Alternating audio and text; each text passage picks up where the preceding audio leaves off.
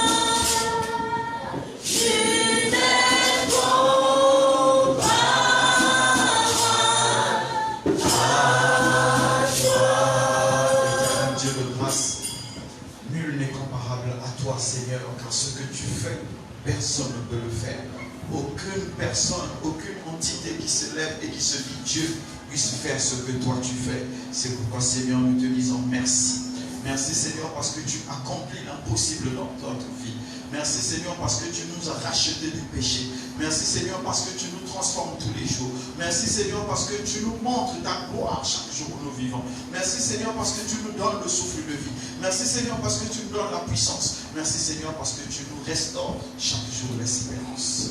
Père, nous te disons encore merci pour cette convocation que tu nous as faite ce dimanche. Nous allons entendre ta parole qui donne la vie, ta parole qui restaure, ta parole qui guérit. Père, qu'elle prenne vie à l'intérieur de nous. Père, que ton nom soit béni, que ton nom soit exalté dans le nom de Jésus. Nous avons prié. Amen. Nous pouvons nous asseoir dans la présence du Seigneur. Que le nom du Seigneur soit glorifié pour ses serviteurs, pour le bishop de Londres qui, de zéro, il a créé une chorale. J'ai vu tout le monde danser, que Dieu soit glorifié pour sa vie. Pour le prophète Onésime qui a fait l'introduction de ce programme, qui était très puissant, très tranchant, que Dieu soit glorifié pour lui. Pour l'enseignant Armistice, qui nous a encore emmenés dans les eaux profondes, que Dieu soit glorifié pour lui. Et pour le prophète Saman, qui nous a encore fait voler le vendredi, que le nom du Seigneur soit glorifié pour lui. Vraiment, j'ai un profond regret pour ceux qui n'ont pas réécouté les messages, ou ceux qui n'étaient pas présents. Vraiment, c'était instructif. Je vous assure, si moi-même je n'étais pas le visionnaire, j'allais m'asseoir et beaucoup noter. Bon, moi je ne note pas parce que je suis des vidéos. Amen.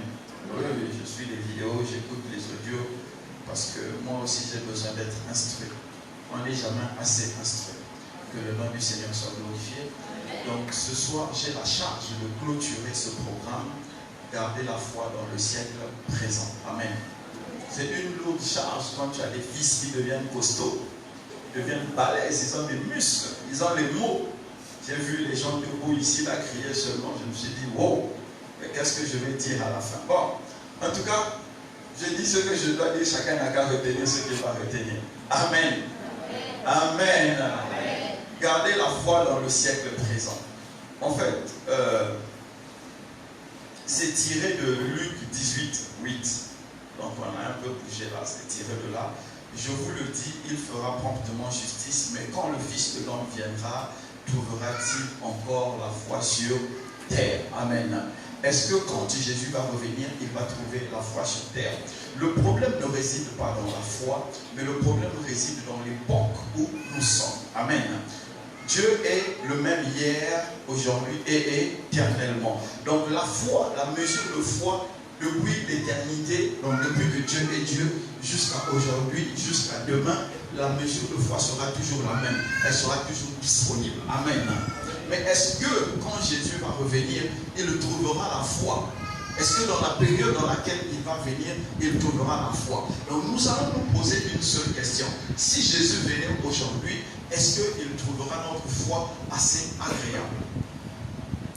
Amen. Vous devez savoir ceci. Chaque période a ses challenges, a ses défis. Chaque période a ses challenges, chaque période a ses défis. Donc n'imaginez pas que la période, bon, on va dire il y a 100 ans de cela, les Béninois qui étaient ici sur cette terre, il y a 100 ans, étaient mieux que nous. Non, ils n'étaient pas mieux que nous. Ils avaient leur challenge. Vous savez, quand un terrain coûte 25 millions aujourd'hui, et on va vous dire qu'il y a 25 ans, il y a 30 ans, 50 ans de cela, le terrain coûtait 15 000. Mais les gens souffraient pour avoir 15 000. Parce qu'il y avait des gens qui avaient des salaires de 300 francs. Donc, chaque période a ses challenges. Vous êtes d'accord avec moi? Donc, le challenge, notre challenge, c'est quoi aujourd'hui? C'est que la foi que nous avons aujourd'hui, que nous puissions la garder jusqu'à la fin des temps. Et si la fin des temps ne nous surprend pas, mais que nous puissions garder cette foi jusqu'à ce que nous allons mourir, pour que nous aussi, à notre tour, comme Paul l'a dit, nous puissions dire j'ai combattu le bon combat et j'ai gardé la foi jusqu'à la fin. Amen. Si quelqu'un m'a compris, qu'il acclame le Seigneur.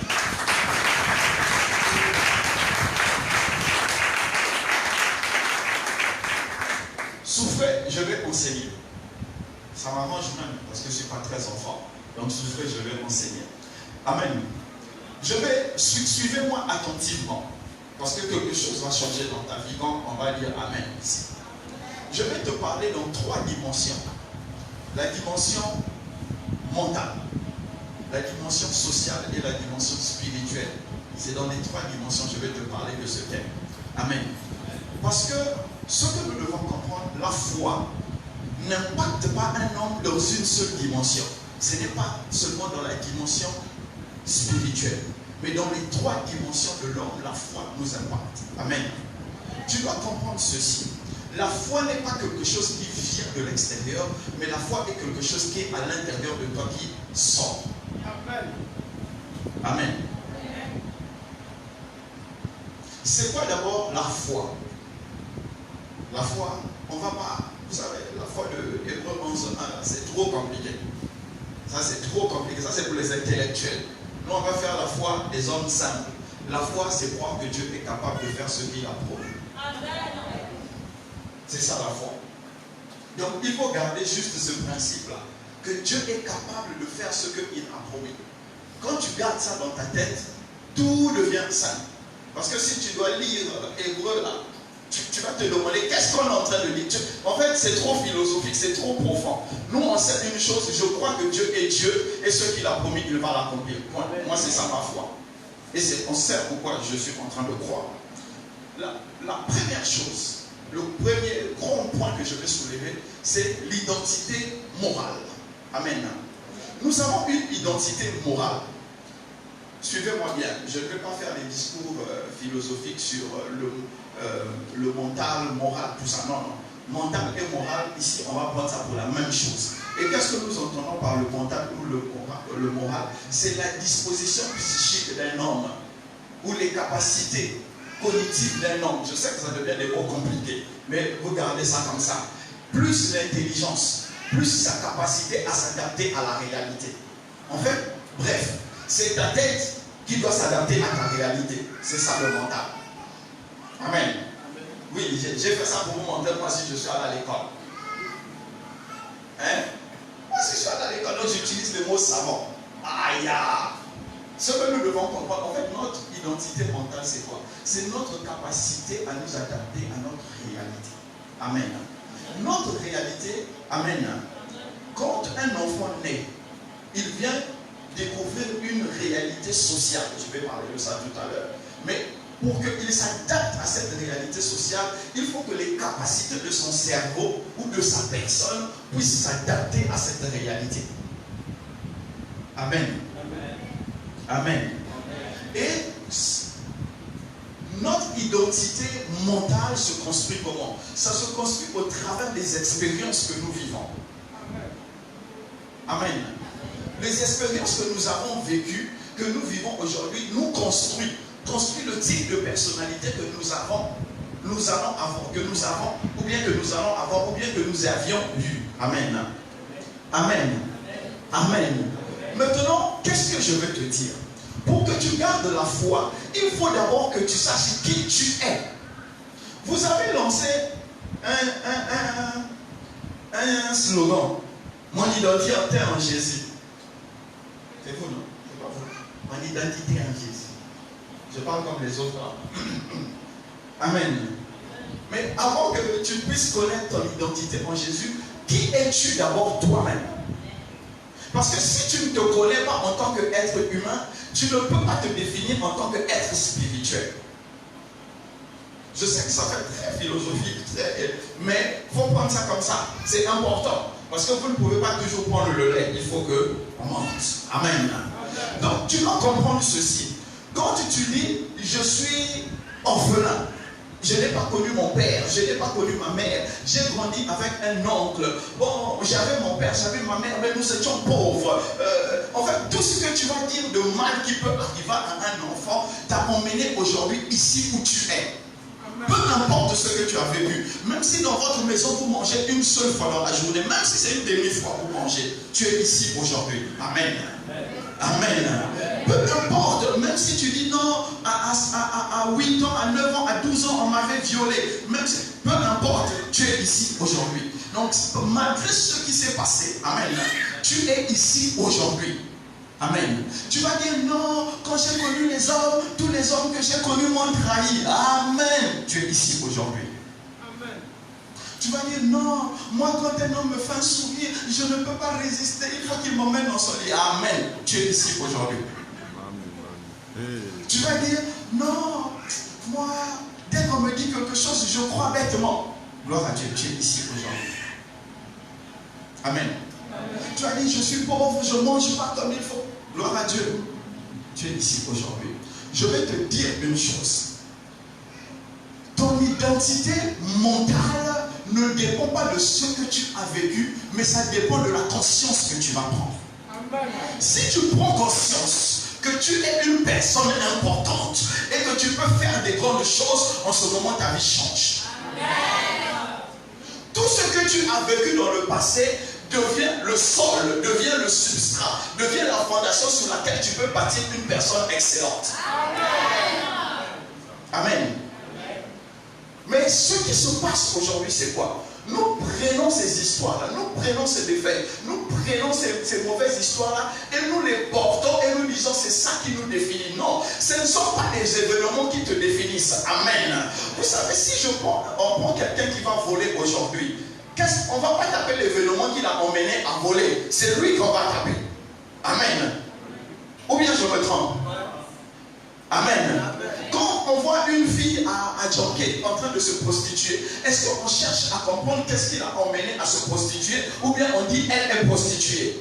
Ce n'est pas l'événement qu'on blâme, mais c'est elle qu'on blâme. C'est comme nous, même si nous ne faisons pas ces choses-là, qui on va blâmer? C'est nous, nous sommes garants de ce que nous sommes. Amen. Nous sommes garants de ce que nous sommes. Donc, si tu n'as pas eu de père, tu n'as pas eu de mère, tu n'as pas eu des gens qui ont cru en toi dans le passé, aujourd'hui Jésus croit en toi et tu peux devenir meilleur. Et tu dois décider de devenir meilleur. Donc ça veut dire que tu es le seul garant capable de construire ton identité mentale. L'identité mentale se construit comment? On prend d'abord une décision, parce que quand on se regarde, on dit j'ai des faiblesses par rapport à ce que je pense être. Qui penses-tu que tu es? Amen. J'étais en train de rire dernièrement, je crois il y a 2 jours ou 3, avec mon voisin. On était dehors. Et il y a un monsieur qui s'est mis à pisser sur le grand caniveau là. Et mon voisin dit, mais vraiment, c'est pas possible. Je lui dis, oh, mais c'est normal. Le gars, quand il se regarde, il voit un pauvre type. Et il se dit, comme il n'a pas d'argent, il n'a pas de voiture, je ne sais même pas s'il a un endroit où dormir, et même s'il a un endroit où dormir, si on rentre là-bas, ça sera sale. Donc c'est normal qu'il mette son sexe en public pour pisser. Parce qu'il trouve qu'il n'a pas de valeur. Il se définit par rapport à ce qu'il possède. Amen. Mais on ne se définit pas par rapport à ce qu'on possède. Si tu te définis par rapport à ce que tu possèdes, ça veut dire que tu n'as rien compris. Il y a des gens qui étaient chômeurs. Aujourd'hui, ils sont devenus ministres. Est-ce que ce qu'il est a changé? Non. C'est ce qui est autour de lui qui a changé. C'est son nom qui a changé. Mais ce n'est pas ce qu'il est. Donc tu es toi. Et ce qui va changer autour de toi, ce sont les événements, c'est l'argent, c'est des choses comme ça. Mais toi, tu es d'abord toi. Amen. Et le toi que tu es, donc l'identité mentale que tu as, tu dois la faire prospérer, tu dois la faire évoluer. Amen. Et moi, je parle ce soir à des jeunes. Je vais parler ce soir à des jeunes. Je vais te dire une chose. Quand tu es dans un certain environnement, il faut savoir travailler pour atteindre le niveau de cet environnement et travailler encore plus pour dominer cet environnement. Si tu es au milieu des gens, amen. Si tu es au milieu des gens qui font des affaires, par exemple, et que toi, tu n'as pas l'argent pour faire des affaires, et que les gens là te disent, prends, achète ça, va faire comme ça, va faire comme ça. Toi, tu dois comprendre une chose, que tu dois faire ce qu'ils te disent de faire. Amen. Tu dois comprendre ce qu'ils font. Et demain, quand tu vas te lancer, tu dois faire mieux qu'eux. C'est comme ça qu'on se bâtit une identité. Pourquoi? Parce que si tu restes au même niveau, tu ne pourras jamais accomplir quelque chose de grand. Jésus a dit, est-ce que quand je viendrai, je trouverai encore la foi sur terre? Mais pour qu'il y ait la foi sur terre, il faut qu'il y ait des hommes bâtis et des femmes bâties qui vont garder la foi. Si tu m'as compris, acclame le Seigneur.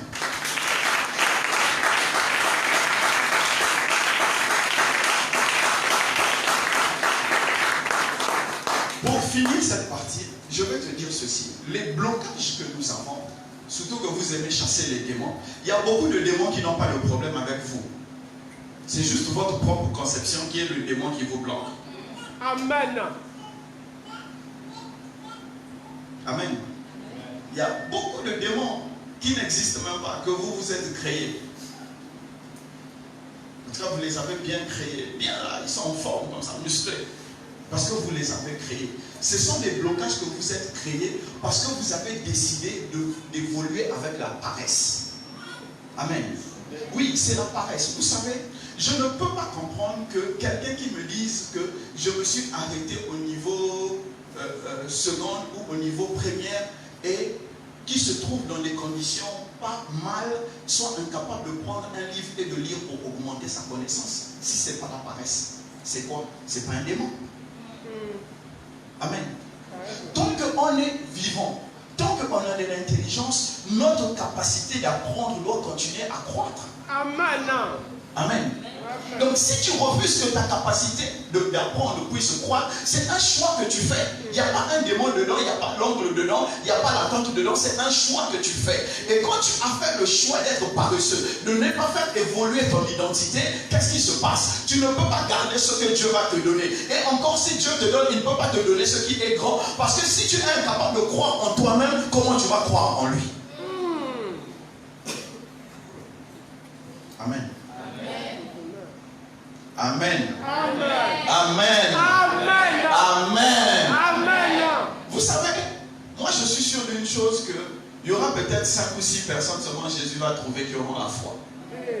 Pourquoi? Simplement parce que nous vivons dans le mimétisme. L'ère du temps. Vous savez de quoi je parle. Quand les cheveux de tout le monde deviennent, quand on dit la mode, ça devient bleu, tout le monde devient bleu. Quand on dit le pantalon maintenant qu'il faut porter, c'est déchiré jusqu'aux fesses, tout le monde porte des pantalons. C'est l'air du temps. Donc les gens ne réfléchissent pas plus, les gens ne bâtissent plus leur identité mentale. Ils copient, ils copient, ils copient, ils copient, ils copient. Donc quand le monde va commencer à dire Dieu n'existe pas, on va faire quoi? On va copier. Quand le monde va dire que Dieu est mort, nous allons copier. Quand le monde va dire Jésus ne va pas revenir, nous allons copier. Pourquoi nous copions? Parce que nous ne croyons pas en nous-mêmes, nous sommes incapables de croire en Dieu. Nous sommes que des copieurs. C'est ça qu'il faut changer. Si tu m'as compris, acclame le Seigneur.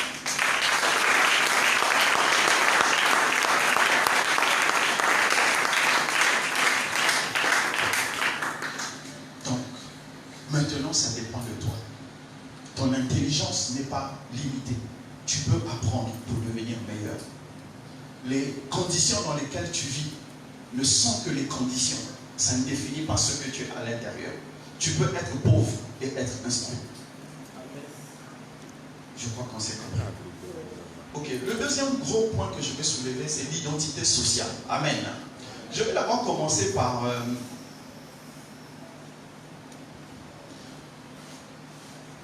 l'identité sociale. L'identité sociale, c'est je suis marié, je ne suis pas marié, j'ai une maison, je n'ai pas une maison, j'ai une voiture, je n'ai pas une voiture, j'ai des possessions. C'est ça l'identité sociale. Donc l'identité sociale, c'est ce par quoi les autres nous identifient. Amen. C'est ce par quoi les autres nous identifient. Ici, sur Terre, et surtout en Afrique, on identifie les gens par ce qu'ils possèdent. Quand tu achètes une voiture d'occasion, on dit « Ah, il a l'argent ». Bon, si tu achètes une voiture neuve, donc tu es milliardaire. En fait, c'est comme je disais au prophète Samuel, une fois je disais, mais il n'y a aucune gloire à acheter une voiture d'occasion. Amen. Ah, je sais que je choque les gens, mais bon, il faut dire la vérité. Il n'y a aucune gloire à acheter quelque chose que les gens ont utilisé pendant des années avant à laisser. Il n'y a aucune gloire à aller à Misebo, s'habiller des choses de Misebo. Il n'y a aucune gloire. Non, disons-nous la vérité. Bon, en fait, vous savez, c'est comme quelqu'un qui s'était foutu de moi, un ami qui est en France. Il est en train de me dire, oh arrête ça, vos habits là-bas, là, c'est ce que nous on a porté. On a mis dans la machine, on a lavé, après on vous a envoyé. Donc arrête, quel habit tu portes toi? Et ça me faisait rire. Mais il a raison. Quand on va à Misebo, les balles là viennent d'où? Peut-être même ça sort des asiles de fous. Et on nous envoie, on ne sait jamais.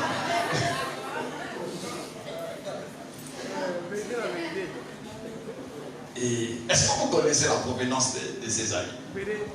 Je vais même faire comme Olukoya qui dit que les habits là ont des démons. Oh. Amen. Non, ça c'était juste pour te détendre. Amen. Je disais que l'identité sociale, c'est ce par quoi le monde te regarde. Et le monde te regarde pour ce que tu lui montres. Vous savez, le monde ne regarde pas ce qui est à l'intérieur de toi, le monde regarde ce que tu lui montres. Dieu regarde ce qui est à l'intérieur, mais le monde regarde le physique. Amen. Voilà pourquoi. Quand les gens, quand vous me regardez, comme vous avez dit, waouh, Daddy, tout le temps, il a des jolis basins et tout ça là. Ça, c'est, toi, tu regardes l'extérieur. Moi, je sais que j'ai un joli bazin. Ou bien. Voilà. Vous voyez, donc vous regardez l'extérieur. Mais cet extérieur-là doit se travailler. Ah, tu crois que je venais où? J'allais te dire, il faut négliger l'image. Non. L'extérieur doit se travailler. Non seulement tu es une personne qui a une identité mentale, morale, mais tu dois avoir une identité sociale. Pourquoi tu dois avoir une identité sociale? Quand tu n'as pas une identité sociale, tu es hors société ou bien tu es un fou.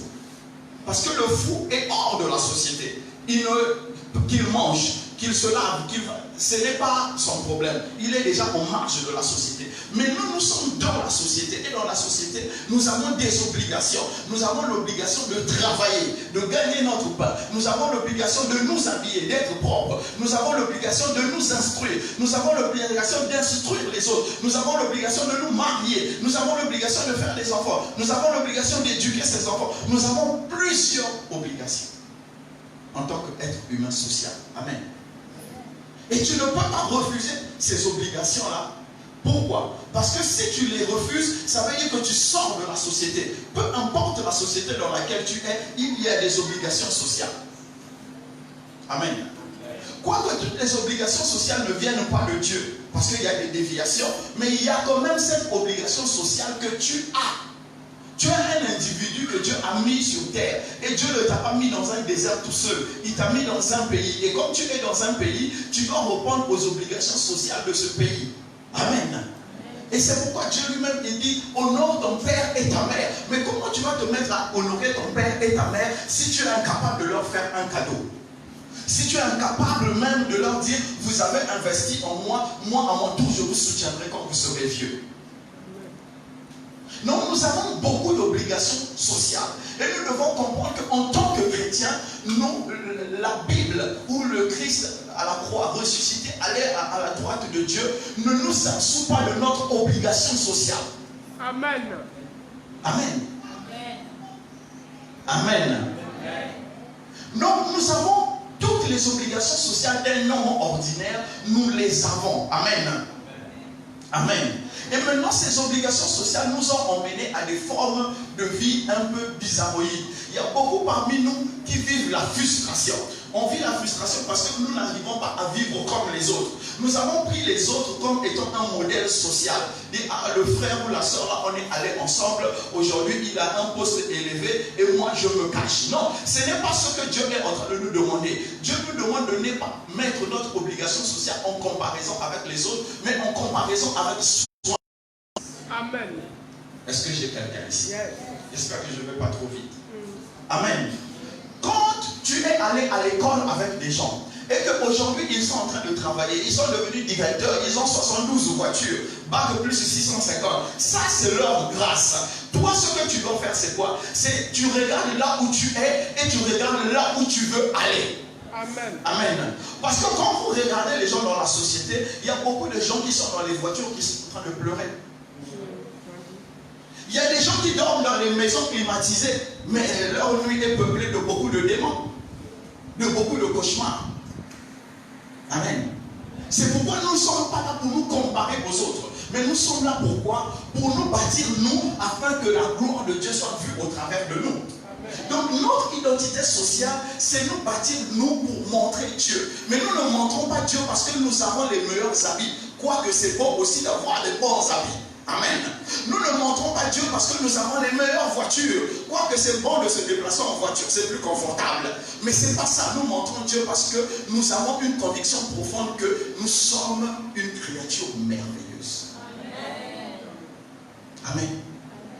Donc c'est ça. Nous avons une obligation sociale. Et nous devons tenir cette obligation sociale. Moi, je me dis, dans notre obligation sociale, nous devons mettre l'humilité. Nous devons mettre la compréhension, nous devons mettre la propriété, nous devons mettre l'excellence partout où nous sommes, de façon à ce que quand les gens te rencontrent, ils disent « Waouh, j'ai rencontré un enfant de Dieu ». C'est notre obligation sociale. Si tu m'as compris, acclame le Seigneur.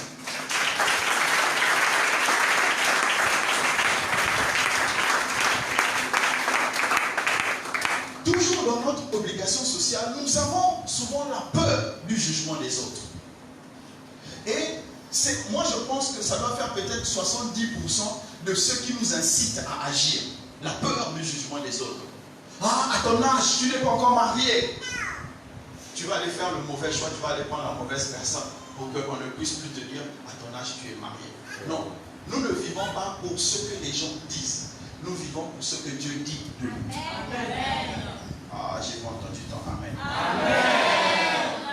Pourquoi je te le dis? Parce que si toi, dans ton identité sociale, tu n'es pas équilibré, ton identité spirituelle, tu ne peux pas être équilibré. Amen. Amen. Le fou ne se pose pas la question de savoir si il a Jésus ou pas. Est-ce qu'il est en enfer ou au paradis? Il ne se pose pas cette question. Mais toi et moi, nous nous posons cette question. Et si nous sommes déséquilibrés, nos actes vont être déséquilibrés. Amen. Et donc, je disais d'abord que nous avons peur du jugement des autres. Mais vous savez, vraiment, je vous le dis le fond du cœur. Les amis que vous avez, les gens qui sont autour de vous, quand ils vous font des remarques, ils ne font pas une remarque parce qu'ils ont un plan pour vous. Ils font une remarque parce qu'à l'instant là, c'est ce qui est venu dans leur tête. Ils s'en foutent de vous, en fait. Quand les gens vous font des jugements, ce n'est pas des jugements de valeur. C'est juste le jugement qu'il a trouvé bon à cet instant pour te faire. Sinon, il n'a pas de plan pour toi. Quand la prochaine fois quelqu'un va te faire un jugement, dis-lui, qu'est-ce que tu penses que je dois faire? Tu verras qu'il n'a pas de solution. Parce que la plupart des gens, vous savez, comme quelqu'un disait, quand on met le tableau d'honneur, on met le premier, le deuxième. La beauté du tableau d'honneur, c'est quoi? C'est moi-même quand je viens, je vois mon nom, parce que je m'en fous du nom des autres. C'est ce que nous sommes tous. Le tableau d'honneur, c'est pour voir mon propre nom. C'est pas pour regarder ton nom.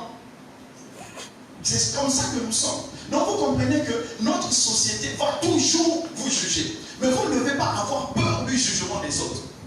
Et vous ne devez pas commencer à manifester de la frustration parce que les gens vous jugent. Les gens vous jugeront toujours. Et si vous prenez ça à cœur, vous allez être frustré. Et quand vous êtes frustré, vous êtes déséquilibré mentalement. Amen. Et cela vous emmène à ne plus devenir une personne constante. Une personne constante, c'est quoi? C'est une personne, quand elle fait une promesse, elle tient cette promesse. Et quand on lui a fait une promesse et que même la promesse n'a pas été tenue, elle ne tient pas compte de ce que l'autre lui a fait. Amen. Parce qu'elle se dit que cela peut arriver. Amen. Amen. Amen.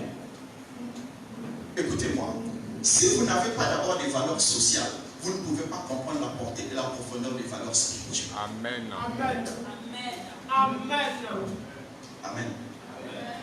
Les deux lois que Jésus a dit, c'est quoi? Tu aimeras ton Dieu plus que tout. Et le deuxième, c'est tu aimeras ton prochain comme.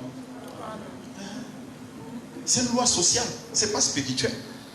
Aimer son frère, c'est une loi sociale. Donc si tu n'aimes pas ton frère, tu seras déséquilibré. Amen.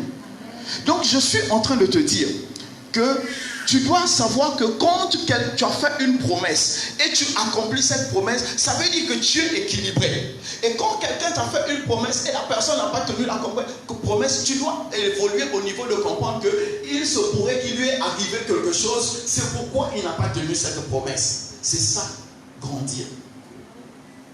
Amen. Amen.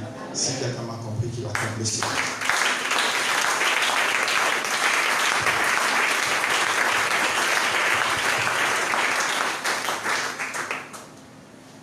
Mes frères et mes sœurs, donc le troisième grand point, nous allons soulever cela, c'est l'identité spirituelle. Nous allons aller dans le livre de Jean 21. Jean 21, le verset 20. Donnez un micro à notre lecteur.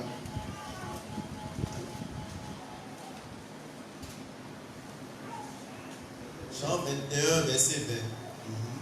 Pierre s'étant retourné, vit venir après eux le disciple que Jésus aimait, celui qui pendant le souper s'était penché sur la poitrine de Jésus et avait dit: Seigneur, qui est celui qui te lit? Amen. Que quelqu'un prenne la parole de Dieu.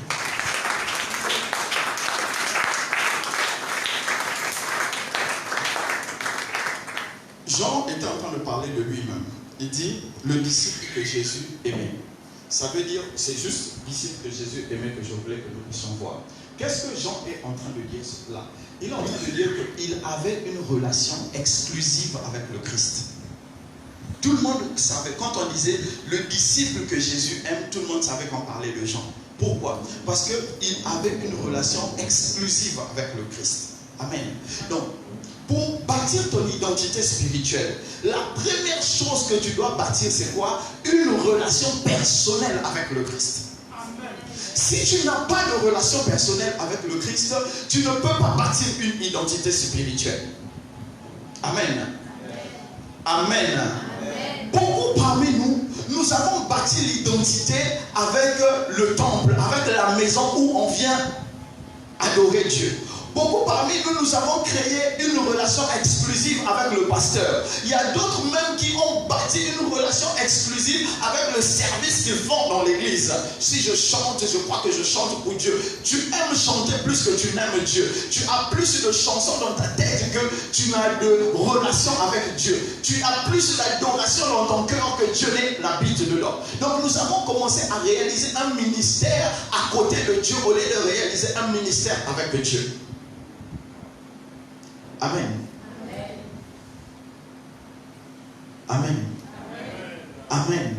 Une relation exclusive. Comprenez au point où la Bible est en train de dire le disciple que Jésus aimait. Donc ça veut dire que tout en lui, Jésus aimait cela. Amen. Mais comment Jésus aimait cela? C'est parce qu'il était collé à Jésus. Il écoutait Jésus. Il posait des questions. Il manifestait son amour. Il manifestait son intérêt. Au point où la Bible rend témoignage de lui. Mais est-ce qu'aujourd'hui, toi, tu peux lever la main et dire j'ai une relation exclusive avec le Christ?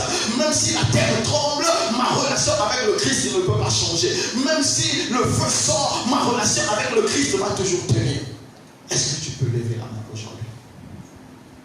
Parce que quand je suis en train de dire, les gens ont levé les ministères à côté au lieu d'être avec Dieu. Mais c'est ce que nous faisons. Aujourd'hui, il y a beaucoup de gens qui n'adorent plus Dieu parce qu'ils ont un travail. Il y a beaucoup de gens qui n'ont jamais ouvert la Bible en dehors de là où ils prient. Parce qu'ils n'ont pas le temps. Donc tu ne peux pas dire aujourd'hui que tu n'as pas le temps de lire la Bible. Tu ne peux pas dire que tu n'as pas le temps de prier. Tu ne peux pas dire que tu n'as pas... Mais quand tu viens ici, tu chantes et tu dis ouvre-moi les cieux. Non, ça ce n'est pas une bonne relation. C'est une mauvaise relation même. Pourquoi? Parce qu'il dit si tu veux avoir une identité spirituelle, la première chose que tu dois faire, tu dois avoir une relation exclusive avec lui. Donc même quand le pasteur parle, toi tu entends ce que le pasteur parle, mais tu entends ce que l'esprit est en train de dire à l'intérieur de toi. Pourquoi? Parce que la voix du pasteur ne peut pas parler plus fortement que la voix de Dieu qui est dans ton cœur.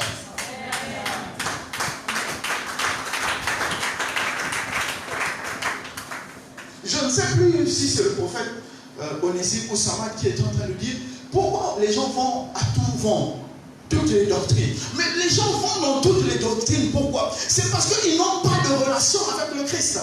Quand tu as une relation avec Jésus, quand tu poses le pied, il te dit, là où tu as posé le pied, je ne suis pas d'accord. Ce que tu as fait, je ne suis pas d'accord. Ce que tu as pensé, c'est pas comme ça que tu devais penser. C'est une relation exclusive. Amen. C'est comme un homme quand il est marié avec une femme, une bonne femme, je précise.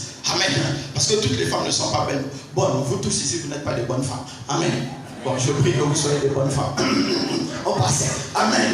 Quand tu as une bonne femme, quand tu veux sortir, elle dit, maman, reviens.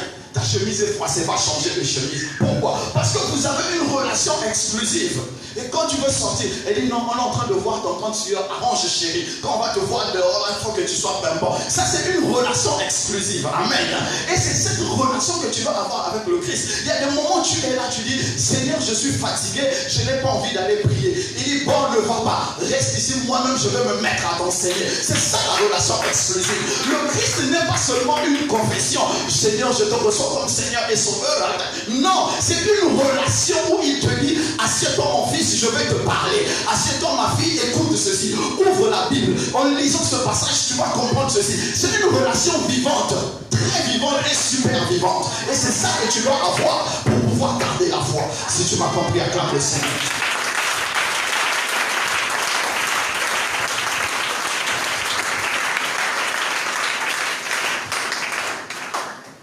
Amen. On va aller dans Jean 5, le verset 39.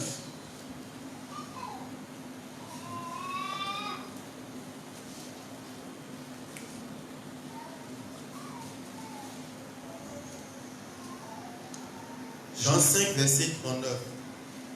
Vous sondez les Écritures parce que vous pensez avoir en elles la vie éternelle. Ce sont elles qui rendent témoignage de moi. Amen. Que quelqu'un acclame la parole de Dieu.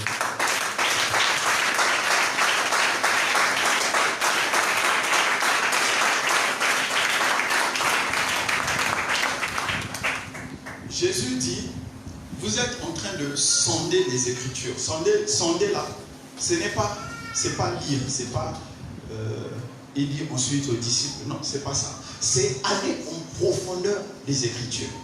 Chercher ce que les gens n'ont pas encore compris. Trouver une révélation dans ce que les gens n'ont pas encore compris.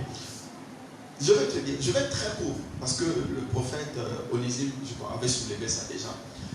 C'est quelle est la relation que tu as avec ta Bible? La relation que tu as avec ta Bible montre comment tu vas garder la foi. Amen. La foi vient de ce qu'on entend et ce qu'on entend vient de Jésus. Or, la Bible est en train de me dire dans Jean 1, au commencement était la parole. La parole a été faite chair. Tout a été noté dedans. Donc si tu as une relation avec ça, ça veut dire que tu as une relation avec Dieu. Tu peux être un mauvais prieur. Tu peux être un mauvais jeûneur. Mais quand tu es un bon sondeur de la Bible, les choses changent. Alléluia. Il y a des choses que tu n'as pas besoin de prier. Mais tu as besoin de savoir. Amen. Amen. Souvenez-vous de ce que Dieu a dit à Josué. Il a dit que ce livre de la loi ne s'éloigne point de toi. Médite-le jour et nuit. Et Josué a fait quoi? Il a dit, soleil arrête-toi, lune arrête-toi. C'est pourquoi? Parce qu'il avait sondé les Écritures. Il n'a pas prié, il a ordonné. Pourquoi? Parce qu'il savait que quand Dieu est avec toi, quand tu ordonnes, la chose vient. Amen. C'est ta relation avec les Écritures.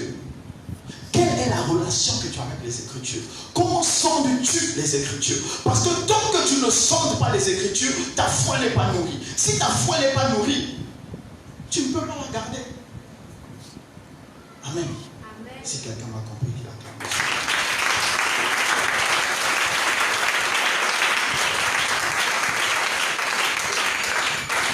On va continuer, Matthieu 14, le verset 28.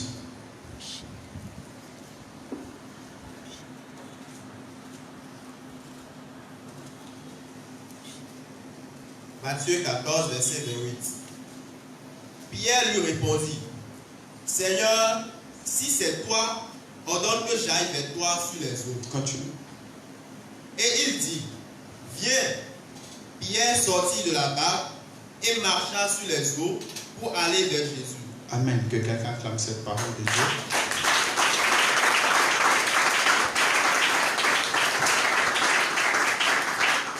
Le troisième point que je veux soulever, c'est un témoignage personnel.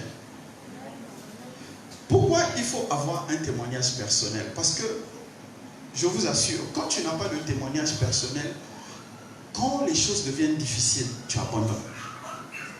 Le témoignage personnel te permet de tenir pendant les temps difficiles. Ça te permet de tenir pendant les temps difficiles.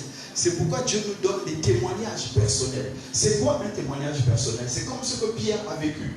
Il est le seul qui s'est levé et a marché sur les eaux en allant rejoindre le Christ. Donc si tu demandais à Pierre quelque chose de personnel qu'il a vécu avec le Christ, il va te dire, j'ai marché sur l'eau.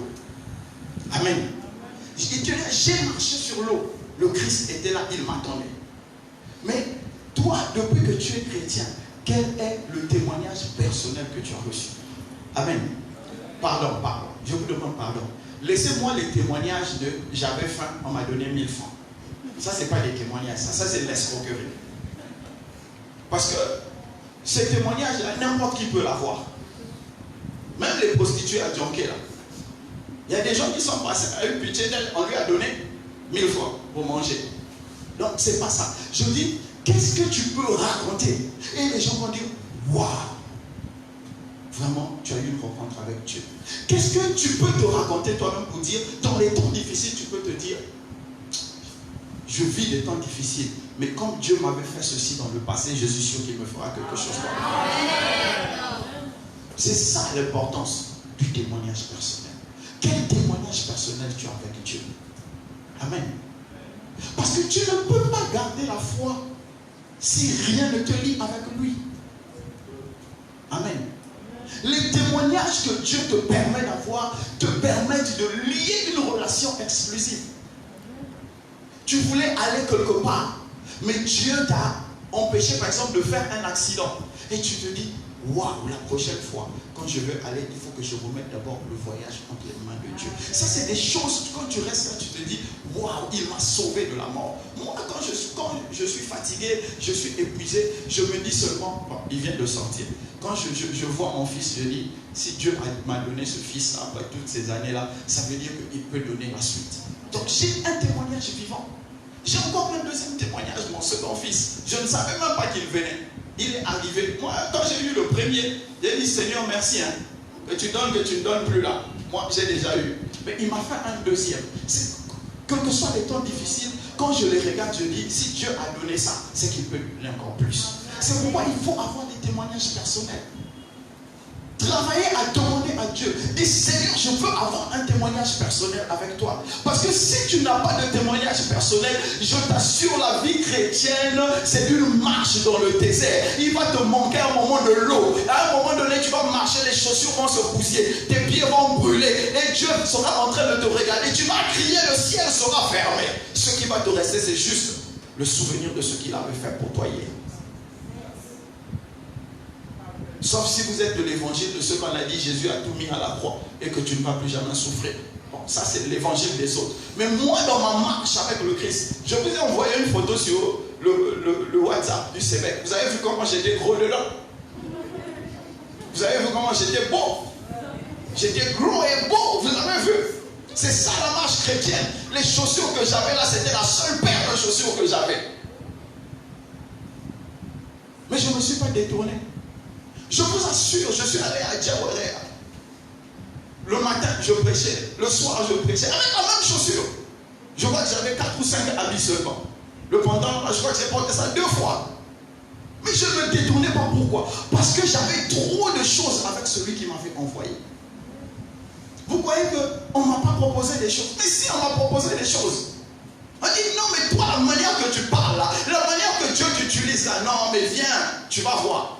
Non, celui qui m'a appelé, ce qu'il ne m'a pas donné, je ne prends pas. Et ce qu'il m'a donné, je vais prendre. Amen. Amen. Donc vous devez travailler à avoir des témoignages exclusifs. Refusez de vivre les témoignages des autres. Oh non, le jour là, on est en train de prier. La sœur Intel a été guérie. Moi aussi, je vais guérir. Non, Seigneur, maintenant là, donne-moi la guérison pour que j'aille annoncer que tu m'as guéri. Que toi-même, tu deviennes le témoignage. Tu as besoin de ça. Dieu, qu'est-ce qu'il fait pour toi? Il ne peut pas être en train de le faire pour les autres et il ne te voit pas. Si Dieu fait pour les autres, il ne te voit pas, ça veut dire que toi et lui, vous avez un problème relationnel. Amen. Amen. Amen. Mais Dieu ne fait exception de personne. Il a dit que cela te soit fait selon ta. Alors, donc si les autres témoignent et que toi tu ne témoignes pas, c'est que tu as un problème avec lui. Si tu m'as compris, acclame le Seigneur.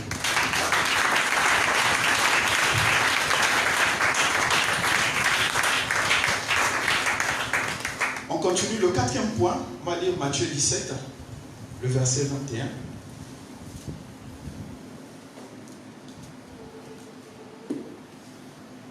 Matthieu 17, verset 21. Mais cette sorte de démon ne sort que par la prière et par le jeûne. Amen. Que quelqu'un acclame cette parole.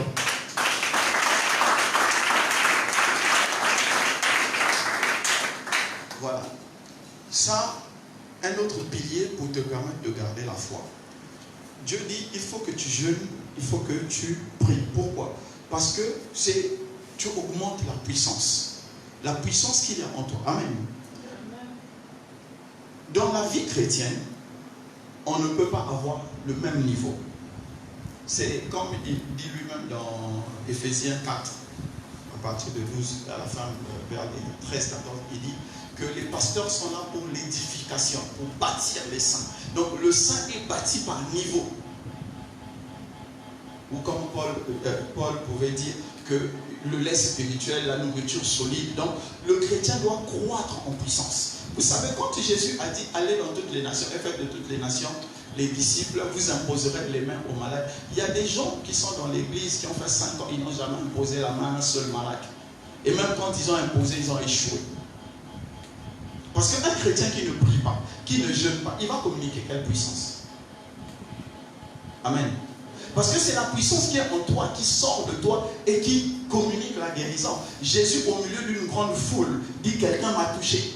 Et quand Pierre lui dit, mais comment au milieu de toutes ces personnes tu dis quelqu'un t'a touché? Il dit, oui, j'ai senti une force quitter de moi et sortir. Amen. Donc il a senti qu'il y a une puissance de guérison qui avait quitté et allait toucher cette femme qui avait la perte de sang de 12 ans. Mais toi, depuis que tu es dans l'église, est-ce que tu as déjà imposé la main le fils à quelqu'un qui a les maux de tête? Ou bien même quelqu'un t'a appelé, j'ai mal à la tête. Tu as dit, prends ta main sur le verre d'eau, tu pries sur le verre d'eau, la personne boit et la personne guérit. Jamais, zéro. Qui a déjà fait ça? À part le bishop.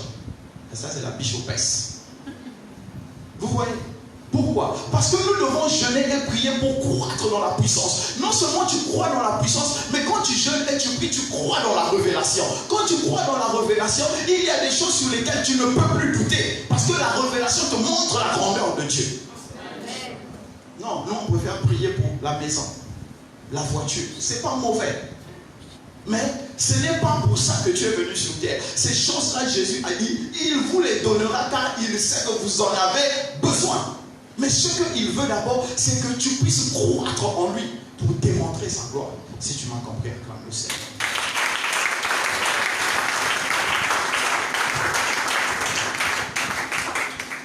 Le cinquième point, nous allons lire dans le livre de Genèse 22, le verset 2. Genèse 22, le verset 2.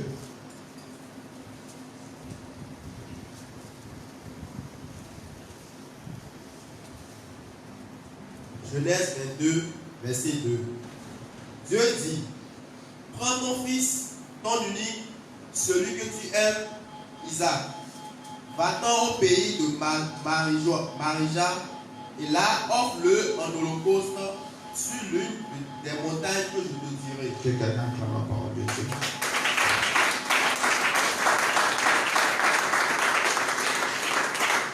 Abraham, jusqu'à 100 ans, il n'avait pas d'enfant. Et quand il a eu l'enfant, l'enfant est devenu l'objet de toute son attention. Amen. L'enfant est devenu l'objet de toute son attention. Et ce cinquième point, c'est ne place pas une personne entre toi et Dieu. Quand Dieu nous exauce, l'exaucement devient une idole. C'est ce que nous faisons souvent. Nous n'adorons plus Dieu comme on devait l'adorer. Mais c'est l'objet. Dieu m'a donné une voiture. Je me lève le matin, j'ai su la voiture. J'oublie avant, je priais. Maintenant, je cours pour essuyer la voiture. Dieu m'a donné le travail. Quand je me lève, je dis, gloire à Dieu, amen. Je m'habille pour aller travailler. Voilà, c'est ce que nous sommes devenus. Mais dans cette atmosphère, tu ne peux pas garder la foi. La foi s'entretient. Amen. Amen. Amen.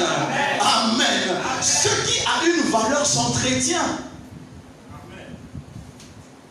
Ce que tu possèdes qui a une valeur. Moi, parmi nous là, qui a déjà acheté une chemise ou une robe de 50 000? Ah, soyez courageux, levez la main. Oui. Bon, profane. C'était costume de 50 000. Tu as plié ça et tu as jeté à terre. Et Bé qui a marché dessus. Amen. Quand tu achètes ça, tu pousses, tu mets dedans, tu mets à côté. Tu dis, hey, ça a de la valeur. Pourquoi? Parce que tu as dépensé de l'argent. Mais c'est comme notre foi. Notre foi doit être entretenue. Or, nous refusons d'entretenir notre foi, mais nous entretenons ce que notre foi a produit. Or, notre foi a plus de valeur que la production. C'est pourquoi Dieu dit à Abraham, donne-moi ce fils. Parce que Isaac était devenu l'idole de Abraham. Il était au milieu entre lui et Dieu. Donc maintenant, quand il voulait parler à Dieu, il regardait d'abord Isaac. Et Dieu dit, non, il faut que je brise cela. Donne-moi Isaac. Et quand il a dit, Seigneur, je sais que tu es capable de tout, Dieu a compris que Isaac ne pouvait pas être l'obstacle entre lui et Abraham. Qu'est-ce qui est obstacle entre toi et Dieu? Qu'est-ce qui est obstacle entre toi et ta foi? Ta foi, c'est le chômage. Tu es là, tu dis, Seigneur, je déclare contre le chômage. Tu pries pour le chômage, tu pries pour le chômage. Le chômage est devenu la muraille de Chine. Dieu ne t'écoute plus, ta prière cogne et ça revient sur toi. Pourquoi? Parce que tu penses que le chômage est la seule chose qui te permet d'adorer Dieu. C'est une idole. Et c'est ce que nous avons créé dans nos vies. Dans ce contexte-là, nous ne pouvons pas adorer Dieu. Si tu m'as compris, acclame le Seigneur.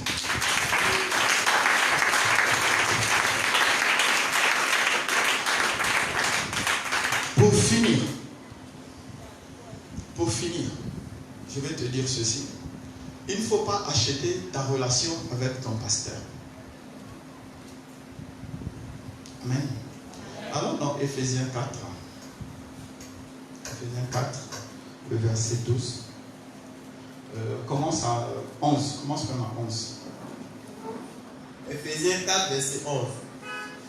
Et il a donné les uns comme apôtres, les autres comme prophètes, les autres comme évangélistes, les autres comme pasteurs et docteurs, pour le perfectionnement des saints en vue de l'œuvre du ministère et de l'édification du corps du Christ. Amen. Galates 6, 6. Galates 6, verset 6. Que celui à qui l'on enseigne la parole fasse part de tous ses biens à celui qui l'enseigne. Amen. Que quelqu'un acclame la parole de Dieu.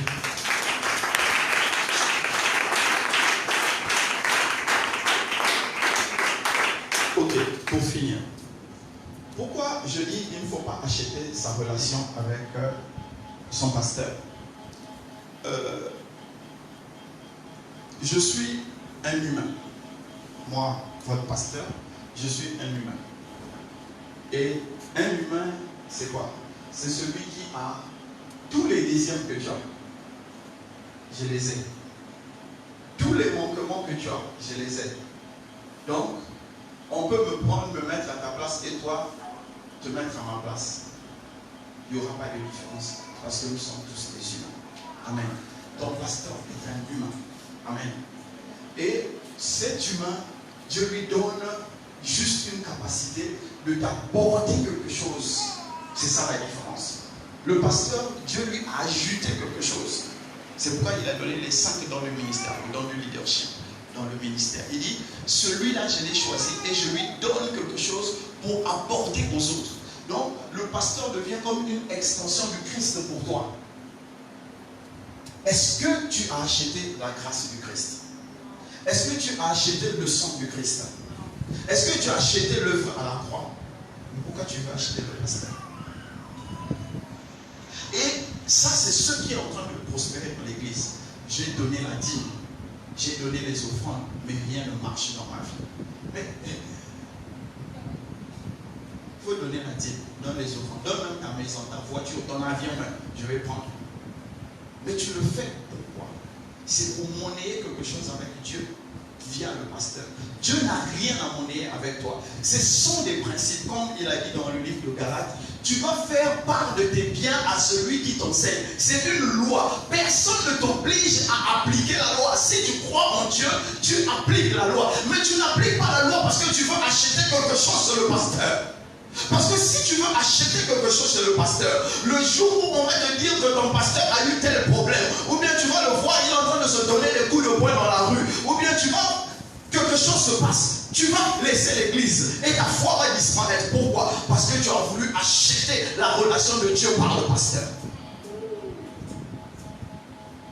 Beaucoup de gens aujourd'hui disent, moi je ne vais plus à l'église parce que la femme du pasteur, elle parle mal aux gens. Je ne vais plus à l'église parce que le pasteur là, lui, change des habits tous les jours. Je ne vais plus à l'église parce que le pasteur vient dans une voiture climatisée. Je ne vais plus à l'église parce que les soeurs, un tel frère, un tel, le pasteur les préfère. Non, ce n'est pas ça. Nous ne sommes pas dans l'église pour acheter une relation avec une personne. Nous sommes dans l'église pour adorer le Christ qui est vivant. Ce n'est pas le pasteur qui est mort pour toi, mais c'est le Christ qui est mort pour toi. Ce n'est pas le sang du pasteur qui te lave de ton péché, c'est le sang de l'agneau qui te lave du péché. Ce n'est pas le pasteur qui est assis à la droite de Dieu, c'est Christ qui est assis à la droite de Dieu.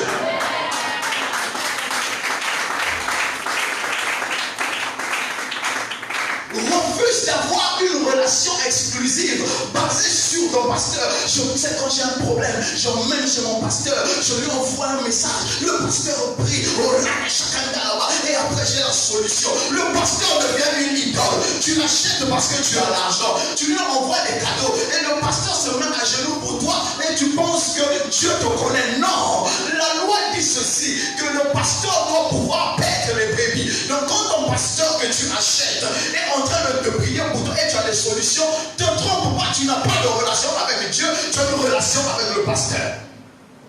Amen. Amen. Amen. Nous sommes ici. Amen. Ici où nous sommes, nous avons tous un seul désir. C'est qu'à la fin des temps, quand nous serons devant le trône de grâce, que Dieu dise de chacun de nous, tu n'es pas coupable.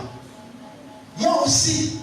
Vous voyez croyez que moi je suis sûr que ça va aller. Mais peut-être que quand je vais arriver là, on va me dire enfer avec chicote. On ne sait jamais. Paul a dit j'ai combattu le bon combat. Je me suis gardé, je me suis bridé pour ne pas qu'à la fin je sois rejeté. Si Paul qui écrit 13 livres dit ça, combien le font moi? Donc avoir une relation exclusive avec ton pasteur, acheter ton pasteur ne te garantit pas une relation avec Dieu, ne te garantit pas d'avoir une foi avec Dieu, ne te garantit pas d'être sauvé. Je sais que ce que je dis est en train de te surprendre, tu es étonné. Mais mon frère, si toi tu veux aller en enfer, c'est ton choix. Moi je vais aller au paradis et je suis obligé de te dire toute la vérité. C'est un choix. Si tu veux obéir à Dieu en apportant tes dîmes, tes offrandes, tes libéralités, obéis à Dieu. Mais ce n'est pas une contrainte sur le pasteur.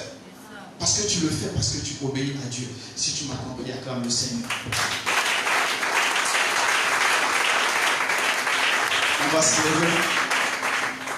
Tu vas commencer à remercier le Seigneur pour ce message que tu as entendu depuis le mercredi. Commence à remercier le Seigneur. Je ne sais pas ce que tu as retenu le mercredi. Je ne sais pas ce que tu as retenu le jeudi. Je ne sais pas ce que tu as retenu le vendredi. Je ne sais pas ce que tu as retenu aujourd'hui. Mais commence à remercier le Seigneur. Car je sais une chose, il est en train de restaurer quelqu'un en ce moment. Il est en train de transformer la vision de quelqu'un en ce moment. Il y a des gens au milieu de nous qui sont brisés à cet instant. Par cause de cette parole, Dieu est en train de les restaurer. Commence à remercier le Seigneur pour la guérison, pour la restauration, pour la libération. Parle au Seigneur. Parle au Seigneur.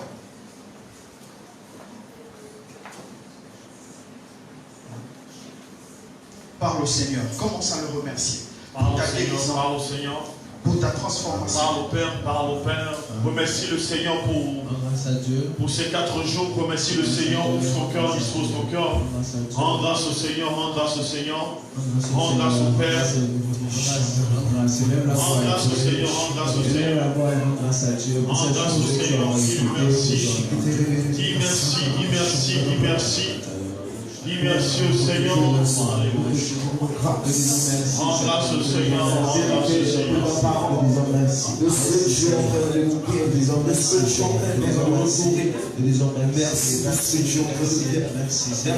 Ouvre ton cœur.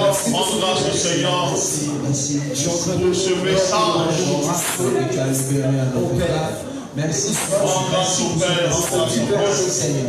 Merci. Rends grâce au Père. Rends grâce au Père. Merci. Rends grâce au Seigneur. Rends grâce au Seigneur. Rends grâce au Seigneur. Rends grâce au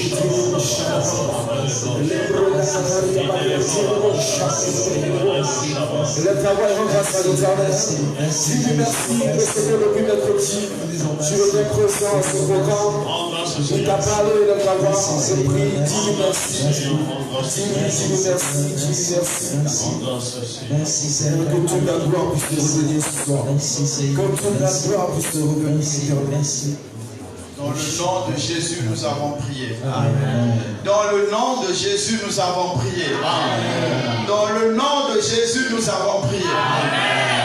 Prie avec moi, Seigneur Jésus. Seigneur Jésus. Seigneur Jésus. Ce soir, guéris-moi, guéris-moi, guéris-moi, guéris-moi, guéris-moi, guéris-moi.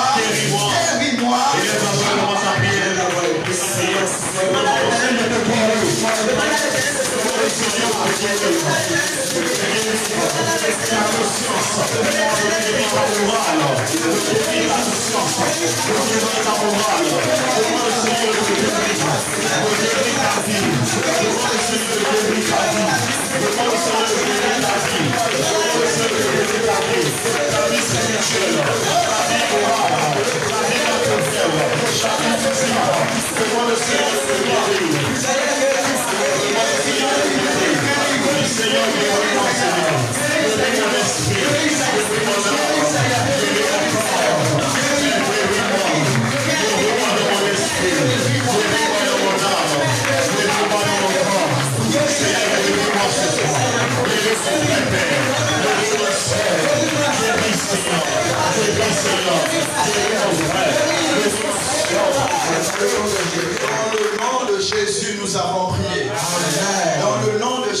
allons prier. S'il vous plaît, on n'a qu'à prier comme on prie au Québec, avec les mains, les pieds, la bouche et tout ça. On n'a qu'à prier comme au Québec. Prie avec moi. Seigneur Jésus. Seigneur Jésus. Seigneur Jésus. À partir de ce soir. À partir de ce soir. À partir de ce soir.